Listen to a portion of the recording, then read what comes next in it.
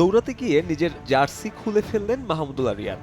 আশেপাশে নেই কেউ, দেখে মনে হতে পারে সবার আগে এই সিনিয়র ক্যাম্পেইনার, তবে বাস্তবতা ঠিক উল্টো।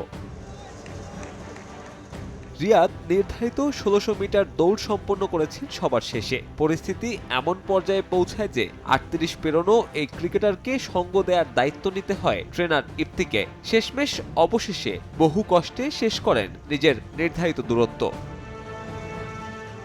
৩৮ পেরোনো রিয়াদের জন্য হুট করে এমন বিশাল দূরত্বের দৌড় অস্বাভাবিক হতেই পারে, তবে এদিন শামীম পাটোয়ারির পারফরমেন্স নিশ্চিতভাবেই নতুন করে ভাবতে বাধ্য করবে নতুন স্ট্রেংথ অ্যান্ড ফিটনেস কোচকে।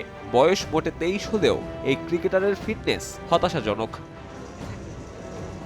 ৩ বছরের আন্তর্জাতিক ক্যারিয়ার, অথচ শামীম পাটোয়ারির জন্য সবচেয়ে বড় পরীক্ষাটা বোধহয় এদিনই গেল। বঙ্গবন্ধু স্টেডিয়ামের অ্যাথলেটিক্স ট্র্যাকে রীতিমতো প্রাণ যায় অবস্থায় ক্রিকেটারের।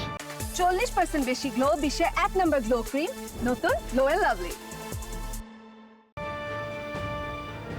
সতীর্থরা আগেই শেষ করেছেন শামীমকে সঙ্গ দিতে, এরপর আবারও নেমে পড়লেন ট্রেনার ইফতি। তবুও নির্ধারিত ১৬০০ মিটার শেষ করতে বেগ পোহালেন এই খেলোয়াড়, অথচ পেশাদার অ্যাথলেট হিসেবে কাজটা এতটাও কঠিন হবার কথা ছিল না।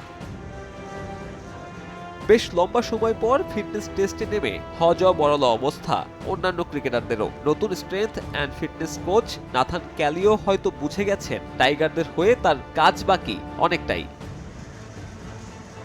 বৈশাখের তীব্র তাপদাহ আর ১৬০০ মিটারের কঠিন দূরত্বকে ছাপিয়ে নিজেদের সামর্থ্যের প্রমাণ দিয়ে নজর কেড়েছেন অবশ্য অনেকেই। সবার আগে শেষ করা তানজিম সাকিব কিংবা শান্ত মুশফিকদের পারফরমেন্স ছিল প্রশংসনীয়। যদিও এখানেই শেষ নয়, আপাতত আরও পরীক্ষা অপেক্ষা করছে টাইগারদের জন্য। সাব্বির মিথুন, সময় সংবাদ।